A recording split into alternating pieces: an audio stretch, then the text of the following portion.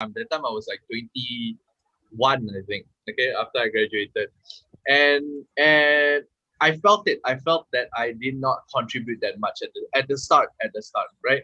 Because I'm like you all know when we all have gone through this. I'm not sure about Jason. I know Mel has gone through this, but I think Jason have done it too. Okay, that you have to bring a cup of coffee for the boss, or do filing or printing for the boss and etc. I've done my fair share of that. And I feel like, am I contributing? I'm the only thing I'm doing is filing and freaking printing all the stuff, right?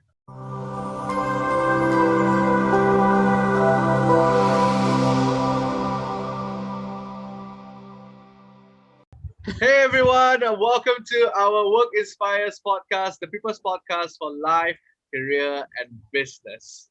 So, today's episode or today's conversation, we usually get this like just to share. We went through this whole month was a hectic month for us, training non-stop, and the regular question that been asked, whether you are empty, a new hire, or exact same context, is that they don't feel like they're contributing to the company. The easiest statement they always say, like, they are the small part of a machine, in a big machine, right? The small part in a big machine. So, so in my head, it's like, this is a really good topic to share for a podcast. So here we are. I'm just gonna start first. Today is going to be more of a sharing session. And for me, contribution. What contribution means to me is the littlest thing that you do would contribute in an organization. That's what it means to me. The littlest thing. Don't need to think about like all those big things or only, okay? Because if you only think about big contribution, then you don't see all of those small things. So just to share, from my past experience, I was inside the property development for 2 years, okay, and I was in a special role. There wasn't any specific role for me. I created a role, and I wasn't a personal assistant for the CEO. I was a special assistant for the CEO. Special, okay. And mind you, that CEO got two personal assistant already, and one admin, and then me, a freaking special assistant again. So so inside the organization, I'm the youngest at that time. That time I was like 21, I think. Okay, after I graduated, and I felt it. I felt that I did not contribute that much at the start, right? Because I'm like you all know when we all have gone through this. I'm not sure about Jason. I know Mel has gone through this, but I think Jason have done it too. Okay, that you have to bring a cup of coffee for the boss, or do filing or printing for the boss and etc. I've done my fair share of that. And I feel like, am I contributing? I'm the only thing I'm doing is filing and freaking printing all the stuff, right? So so that's when I realized, like, the littlest thing makes a huge difference, of like printing a piece of paper or agenda. And for example, what I did, that there was one time, this is a funny story, that the boss asked me to minute down the meeting, right? And mind you, majority of the race inside the organization is Chinese. So their main language is Chinese. So inside the meeting, my boss says like, "Okay, Aswa, you have to take minutes for today." So I was like, okay, can, no problem. I'll do it. Piece of paper, pen, ready to write. Let's go. When they start talking, that's when I realized I am, that meme is like, at this moment he knew that so at that time I was like, oh my god, you know what happened, Mel and Jason, what happened? All of What? them speak Chinese, like Mandarin. All of them speak Mandarin, and I'm over there just like, okay, I understand every single thing. That's fine. So I try to mean it down as much as I can. But my point, what I'm saying about contribution is as such, right? the littlest thing, even though I did not mean it. So long story short, I actually understand their sign languages and certain terms that they use. So I just figure it out and then ask my friend. And then after that, everything was okay. But the littlest thing about minute it down for a meeting, for example, right? The littlest contribution. Let's say, for example, I minute that meeting down for that week. Next week, that whole week, everybody's productive because they know what is required to do, right? Because of the minute down. And after that, the second week when we have the meeting again, okay, we have progression from there. And then that's what contributed to the organization on progress and productivity of the company. So that's why I'm saying the littlest thing that you do, and when you look at it and you see where it goes, right? And then that's where you can see your contribution has been given to the organization. So that's a bit of a sharing and also my experience and what contribution means to me. I would start off with Mel. Let's start off with Mel first, okay? Mel, what does contribution mean to you, and is there a story behind it? Okay, since we're talking about first jobs, I'll talk about my first job as well. I think Sure. yeah, like Asfar, my first job involves buying chicken rice, driving recklessly because my boss was late for meeting, making sure my boss wake up to attend meeting, and then dan line work life orders. Okay, so in case you all didn't figure it out, my first job is actually a project director of an NGO at the time called JWEF, Junior World Entrepreneurship Forum. And it's interesting because I didn't know project director includes personal assistant. But I guess you learn along the way, right? However, I think for me, we're talking about contribution. At that point, like a lot of young people, I had this big dream, big idea that I'm going to revolutionize things, achieve my goal, millionaire by 30, that kind of life, like wanted everything in the sky, Goals, big goals. and it's like those times lah. Okay, and then at that point, you wanted to make great impact, and you and your circle of people involves people like let's say Renee from Burger Lab, Brian Liu from T Life. Then you kind of figure out that, oh my gosh, everybody's so gung ho, so you need to be as gung ho as them. And then I realized that actually, like I agree with what you said about little thing, but I also think contribution is about giving what people need, not what you want. Because a lot of times we think, like for me at that point, right, it was a very tough lesson because this was a true story that happened. I had to organize multiple or series of workshops across multiple universities in Malaysia to promote entrepreneurship. Okay. And I was taking a lot of time planning big events. Like, I wanted this speaker, I wanted this event, I wanted this big thing, and I wanted a huge impact and all those things that happened. Yeah. And I really wanted all those things. But then I realized because of I wanted big things, I spent so much time planning instead of executing. So at the end of the day, when I had my meeting, my late boss, my first boss was Mr. Nazrul Hassan at the time, the late Nazrul Hassan. So when I have a first meeting, he's like, Mallory, you spent a month and a half planning and nothing has been rolling out. You only have 12 months to roll out across whole Malaysia. And I was like, true. I don't know about you if you can, you know, conceive and run an event in like 2 weeks, but normal people will need like heads up. So Yeah. hence why instead of spending so much time planning, why don't you spend time executing it? And even though he said this statement that's very good, just because you have 100 students in the event doesn't mean it's effective compared to having 20 students that drives great results. Mm, And that quote really go, I got what you're trying to nice. say. And that changed my entire perspective for what contribution is. And I learned to end of the day, you have big idea, big dreams, but if you set such a high benchmark and you can't walk the talk, then it's might as well just don't contribute. So So, yeah, that's a bit about my first job. And hence why, now when I'm running my own business with great partner and Jason here, I learned to walk the talk. And with that, I think Jason can relate a bit more, huh, Jason?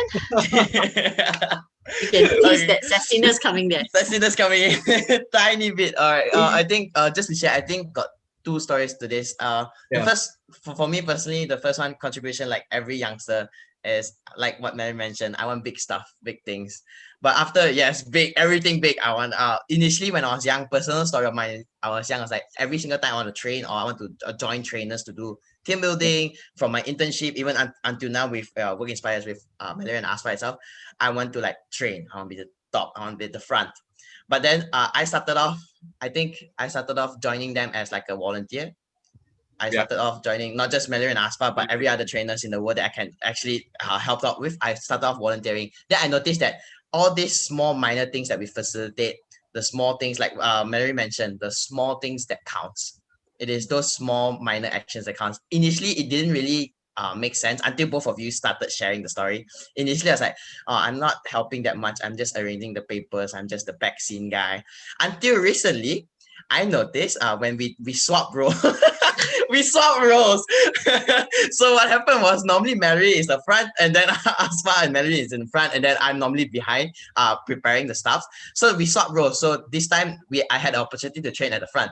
So what happens when I trained at the front and Mallory was behind? I can see her panicking. I'm like, wait, why is she panicking? Why? But initially, I didn't know that that task was so difficult, or that task was like a huge contribution to Tedious. how the. Sorry, Asma? Tedious. The task. Yeah, I didn't know the Tedious. task was that tedious. I didn't know that task can actually contribute so much to the training. But when I swapped roles and I became the front person, I noticed how Mary was struggling. And then I was like, okay, now I know how much I'm contributing actually just by preparing the stuff at the back.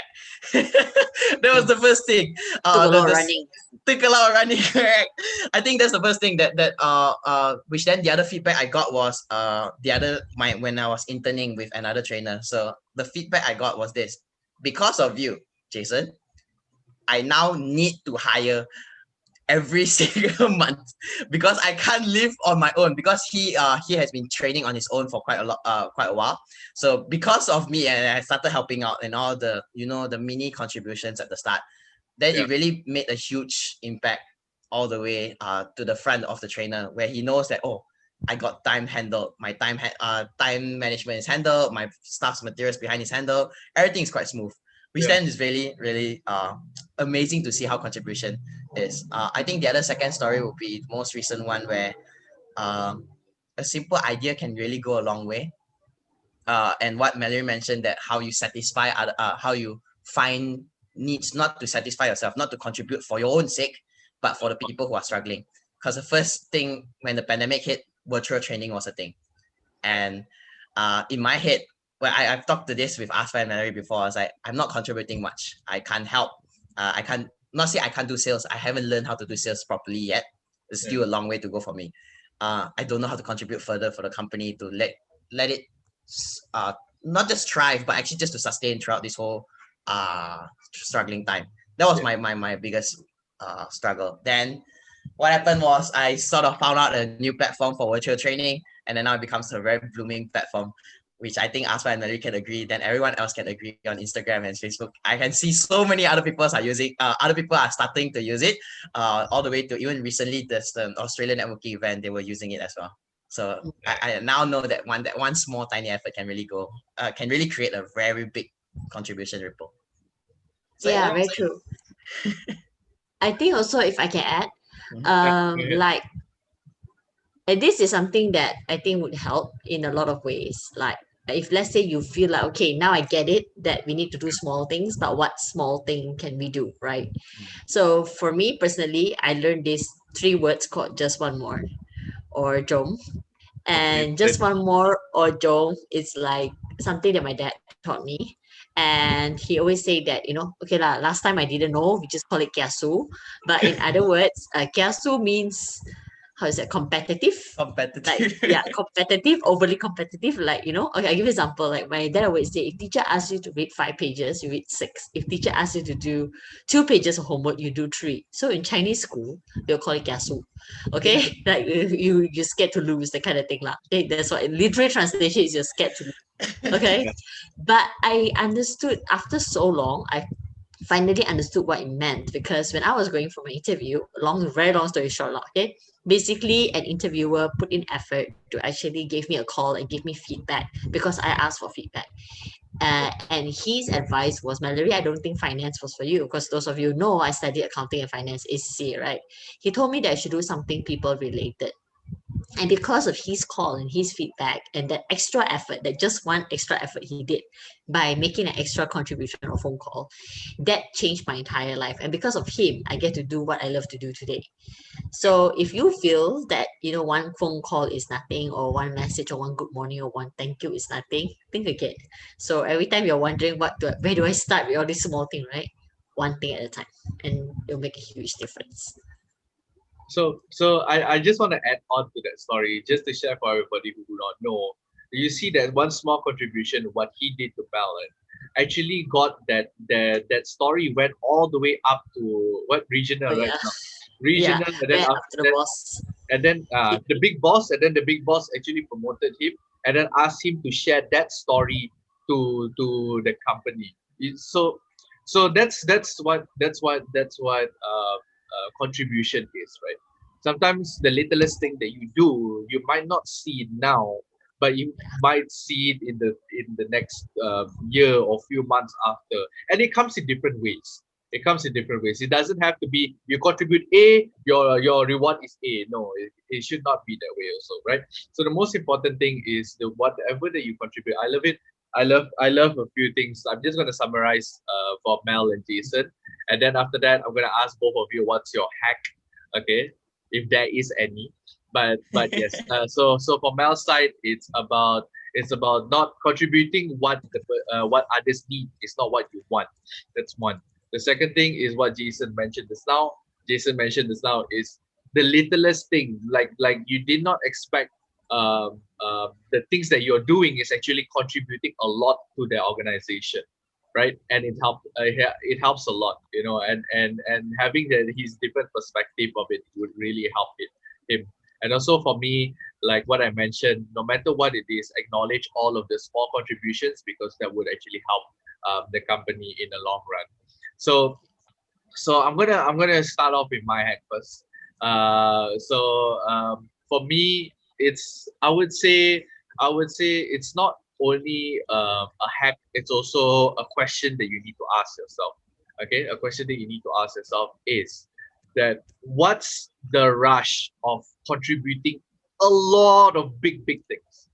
You know, contribution, like what I mentioned, can start something that's very small. You don't need to contribute a lot of things. So the hack is to contribute the things that you can control first.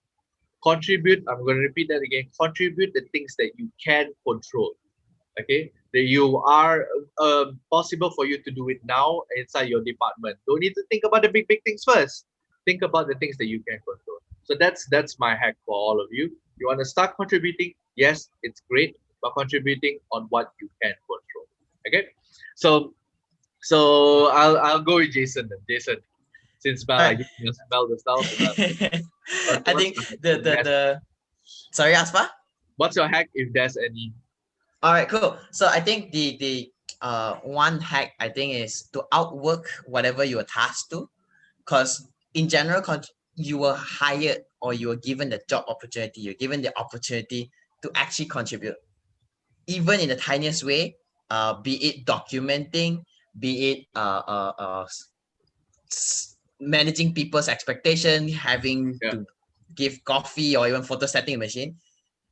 Outwork yourself, go do your best out of it, and then find ways to shorten that process. For me personally, that's the best hack so far. It's like, yes, it may be messy when the job description that was jumped onto you and they would drop to you any job in the whole world. Know how to create a system out of it. When you create out a system out of it, it's so easy for you to further contribute because it's so automated already. Your simplest job is automated, then now you know how to go for the bigger things, such as better things. Because without automating whatever you are doing at the start, you will always be stuck doing the same mundane job every single day because it is still there and you're not removing it. So yeah, that's my hack. Automate your simple tasks, then contribute bigger Nice. stuff. Nice. I really like it. I really like it. I was start doing it. I was like, our What Jason little is boy all is grown grown up. up? So, Again, I'm not the little boy, but you can. all right. So Mel, just to let you know, Jason's new trigger word is boy, This I think you know. Yeah, I figured it out by now. Okay, lah, I'll change it. Little kid lah. What? Moving Alright. Alright, Mel, how Yeah, about you? moving How on. about you? All right. So for me, besides just one more, my hack will also be track your progression. Because a lot of times we say you will get used to contributing little things after a while that it becomes Yeah. really good, right?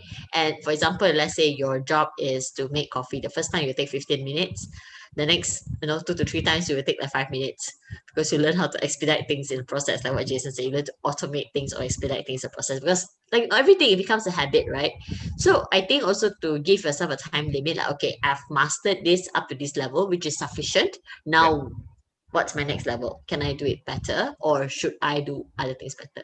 And one thing I like to emphasize is proactiveness. This keyword, every company like to say this word: be proactive. I should be more proactive. My boss say I should be more proactive. Overused. Okay, so proactive does not mean doing new things. Proactive means with your capacity and capability, and you're already good at your job, you ask, what can I help you with? Remember, what other people want, that is what proactive means. Okay. I shall stop you there, Mel, because I think that's a really good topic to share. Okay, so Okay, first next for topic shall be about yeah. proactiveness. So for everybody, this is a mini teaser for the next episode. Okay, it might be proactive, because yes, it's a common question asked, and it's a really interesting topic to share. Agree. Okay, thank you, Mel, for sharing that extra information. But yeah, that's the beauty about this podcast, right? We can share as much as we can, but of course, it's very important. Whatever that you learn from us, you apply it. So my question is, it's good. This is the end of our session. Thank you so much for supporting us and for joining us until to this very end. My question to you is, what have you learned from this podcast and from this episode right here? Comment down below, or whatever it is. You can send us a personal DM. What have you learned from this? Or better yet, post it on your Instagram or your LinkedIn or whatever it is. Do a write up, tag us in, and then that would be great. All right. So with that, thank you so much, everybody. Thank you, Mel, and also Jason, and we'll see you all soon. Bye bye. Be safe. Bye, everyone. Be safe. Hey everyone, thank you so much for watching this episode. We are here to inspire, so we really appreciate your support. Do share this to those people who you know can benefit from this podcast. Don't forget to like, follow, and subscribe all of our channels: Spotify, YouTube, LinkedIn, Facebook, Instagram, and TikTok.